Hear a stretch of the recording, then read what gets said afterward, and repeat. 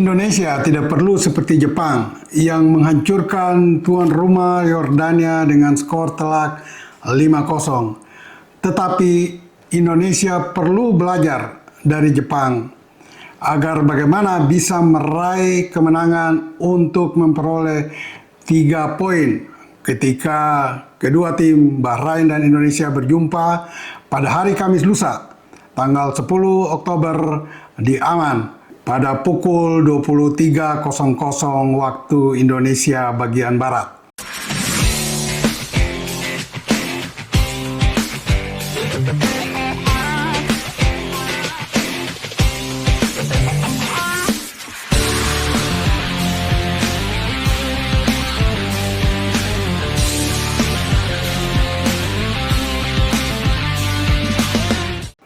Bagi semua rekan sahabat Rise Soccer TV, jangan lupa like, comment, and subscribe.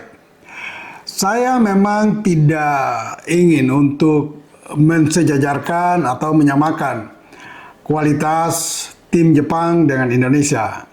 Untuk saat ini sulit ya kalau kita bisa mensejajarkan tim nasional kita dengan tim nasional Jepang.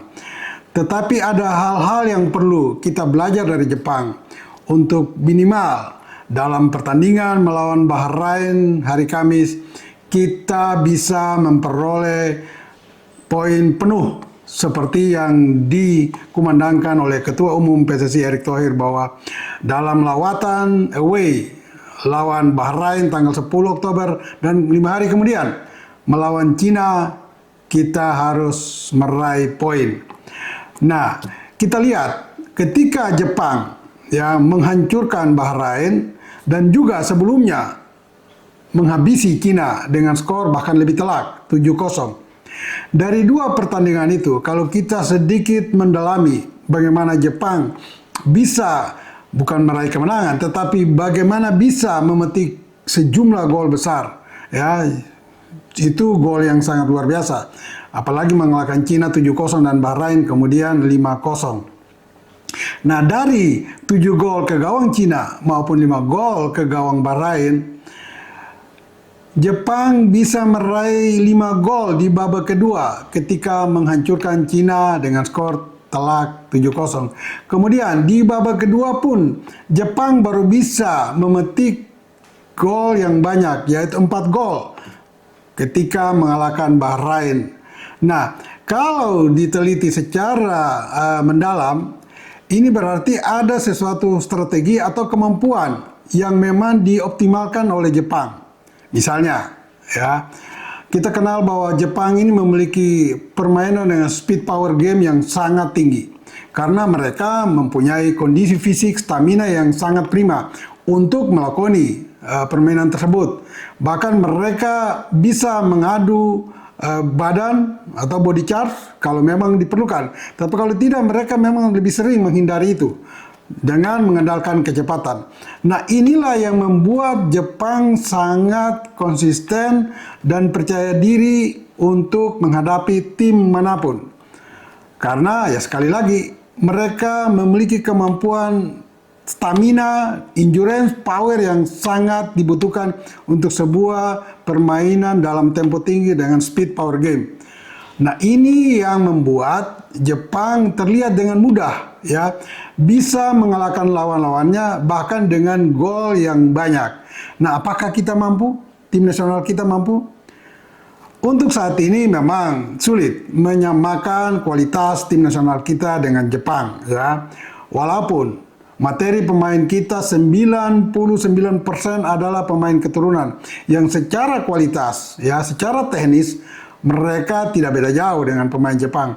Hanya secara tim mungkin kita masih kalah jauh dari Jepang, ya.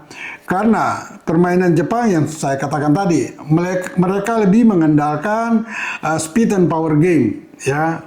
Bermain dalam kemampuan tempo yang tinggi selama 90 menit. Dan itu sulit dilakukan oleh tim kita saat ini walaupun diperkuat oleh sejumlah besar pemain keturunan. Itu sudah dibuktikan ketika kita melawan Arab Saudi, kemudian mengimbangi juga Australia 0-0 dan menahan Arab Saudi sebelumnya dengan skor 1-1. Dari dua pertandingan itu, kita bisa melihat ya bahwa pemain-pemain kita tidak memiliki endurance, daya tahan yang cukup untuk bermain dalam tempo tinggi selama 90 menit.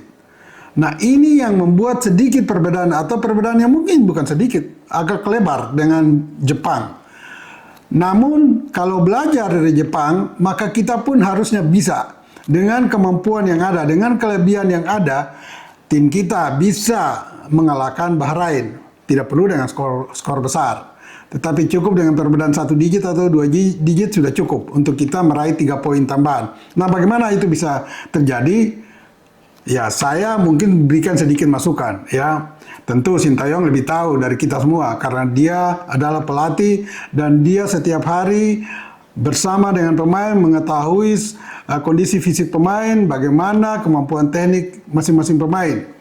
Tetapi secara garis besar yang bisa terlihat secara umum adalah bagaimana tim kita ini mengoptimalkan kondisi yang ada. Katakan saja secara teknis, rata-rata pemain keturunan Belanda ini cukup baik, ya. Kontrol, passing cukup baik.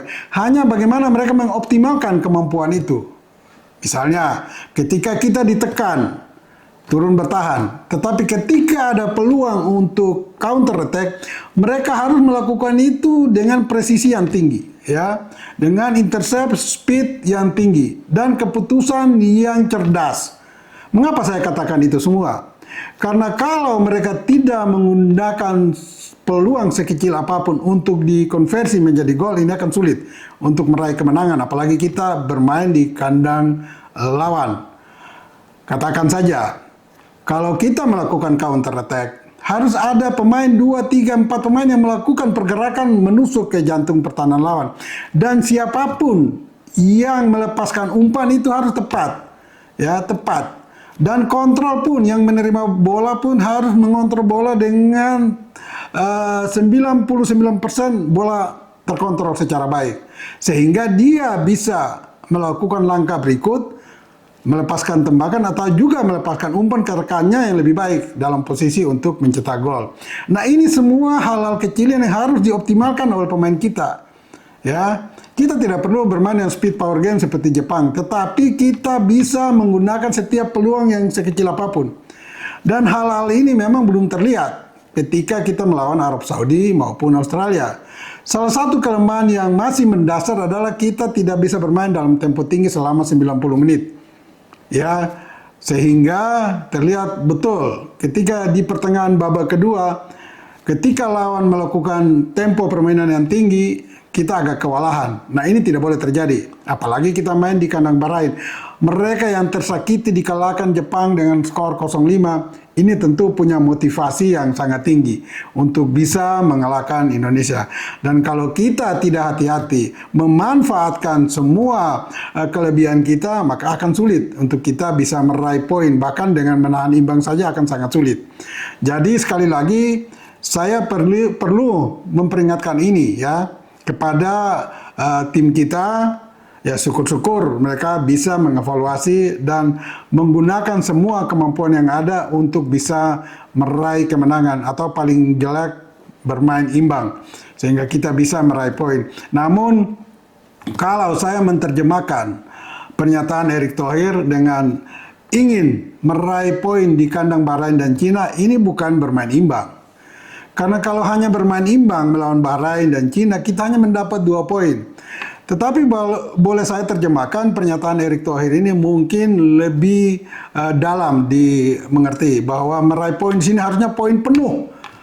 Karena kalau kita dapat 3 poin di Bahrain, 3 poin di Cina, maka total 4 pertandingan yang kita sudah lalui akan mengumpulkan 8 poin. Dan itu cukup baik bagi posisi kita untuk bisa meraih 1 dari 2 tiket posisi teratas langsung lolos ke Piala Dunia.